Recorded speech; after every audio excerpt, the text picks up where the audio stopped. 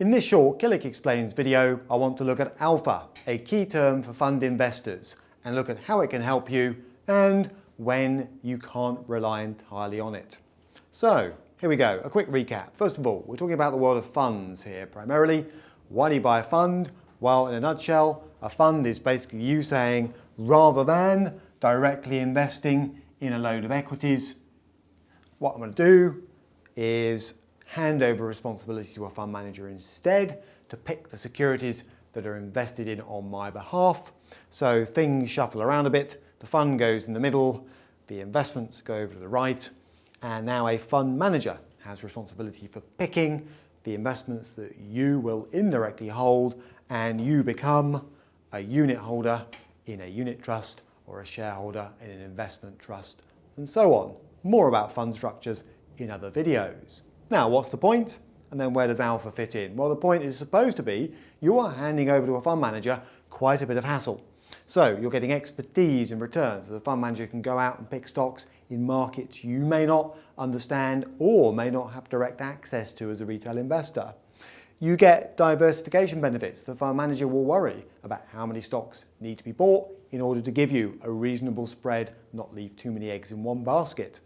You get access to a range of different markets, and you might get simultaneous access to a range of different securities too.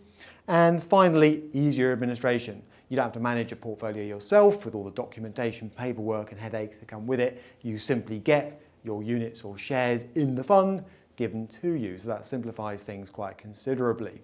So the key question then becomes, right, well, this is all great. So how do I know if the person in the middle is doing a good job? And in particular, how do I know I wouldn't be better off with somebody else doing a similar job? And that's where alpha fits right in. Now, key questions, if you are an investor in a fund, are going to include, do the returns justify the risk? Well, first of all, am I getting returns? Hopefully you are getting positive returns from a fund, otherwise you might wonder what you're doing. But if you're getting positive returns, the key question is not just am I getting returns, but do they justify the risk being taken by the manager? And also, can this manager cope in all conditions, all weathers? Or are they a kind of fair weather fund manager that, a rising tide floats all boats and they carry it up on a bull market and then crash when things go against them? And those questions actually can be answered using some measures of fund performance. I'm going to look at one, alpha, and in future videos, if there's appetite, I'll look at some other ones. So alpha and something called the Sharpe ratio focus kind of on question problem one there. Then there is a thing called the Kalmar ratio, which deals with problem number 2. And as recently as the last episode of Confidant, when this video was put together, Mick Gilligan, our head of funds, made, you won't be able to read it, direct reference to some of these measures as a key way of picking funds. So if you had really eagle eyes and a microscope, you could see the word alpha appearing in the middle of column 2, but don't worry if you can't, because I'm going to cover it now. So it's pretty important, whatever this thing is. So what is it? What is alpha? Well, let's just go straight in with a practical example. What are we trying to do with this thing?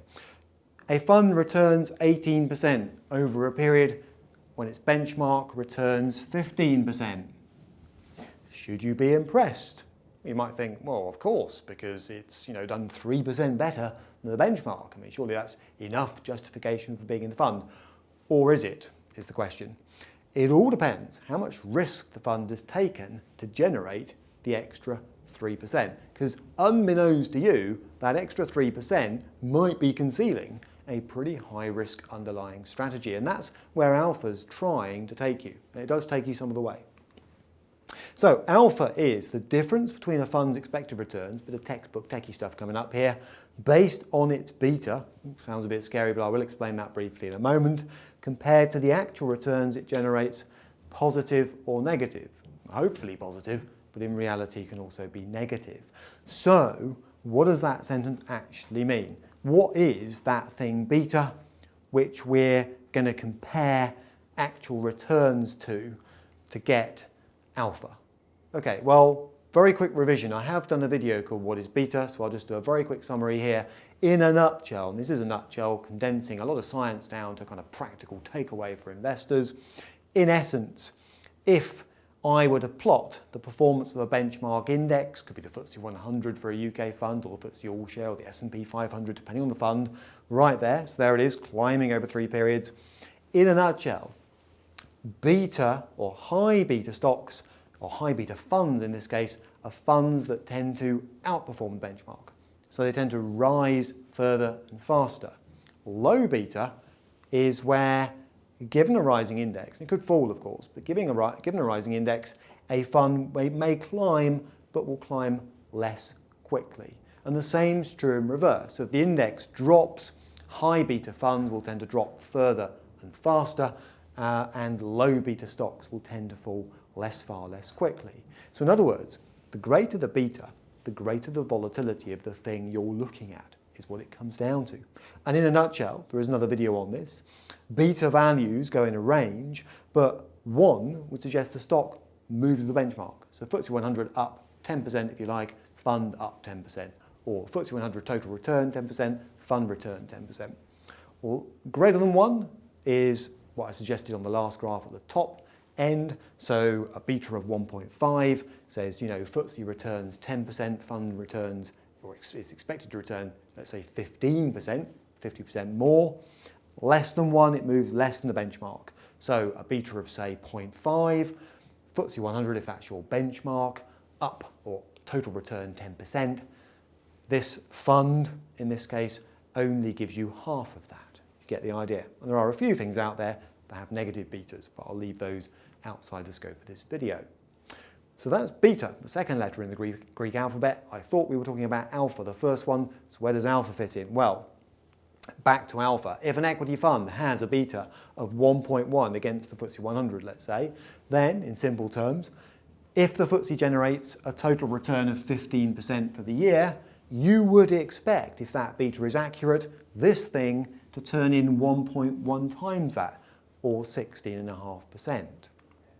So, if in fact it turns in 20%, this is going back to the idea of what it achieves against what you expect, if it turns in 20, great, positive alpha, better than expected, given its inherent sort of volatility, if you want to see it that way, and a return of 10% is negative alpha. And you can have negative alpha because you might be expecting 16.5 and somewhat to your horror, you only get 10% instead. So alpha is this idea that if a positive alpha fund is one that's generating returns in excess of what you would expect, applying something called the capital asset pricing model, or applying a beta to the fund, or a beta value. So it's what the fund's returning in excess of beta. Now, an important subtlety. This is how you can use it. 2 funds generate return of 20%. So each one returns 20%. The return on the benchmark index is only 15%. One fund has positive alpha, the other has negative alpha. How can that be? Well, the answer is, if the beta on the first fund is 1.1 and on the second it's 2, then investors in the second fund have not been rewarded for the extra risk it's taken on. Because once you know that the second fund has a beta of 2, then although it's beaten the index, what we're saying is for the amount of extra risk that fund has taken on, it should have done better than that. It should have managed more like twice the index performance on a beta of 2. All right? Whereas the first fund's got a beta of 1.1, so that would mean we're expecting about sort of 16.5% based on my previous maths, and we got 20. Great. Okay, so on that basis, the performance of the first fund is better than the performance of the second, because taking risk into account, the first fund has actually done better. So, sounds pretty useful, but is it foolproof?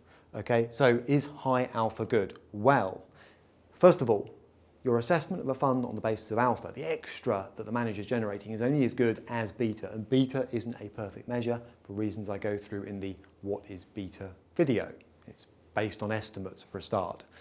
Low alpha can be caused by incompetence or drag, as it's called, fees. You have to be a little bit careful there, comparing funds on a like-for-like basis. Judgments required to distinguish alpha that's based on skill rather than luck, but that's where, if you've got experience in fund investing, you begin to be able to tell who the fund managers who are consistently adding alpha actually are. And therefore, best bet, as I suggested at the beginning, is to use it alongside other measures. One is the Sharpe ratio, another is the Kalmar ratio. And if you'd be interested in those, there will be future videos on both.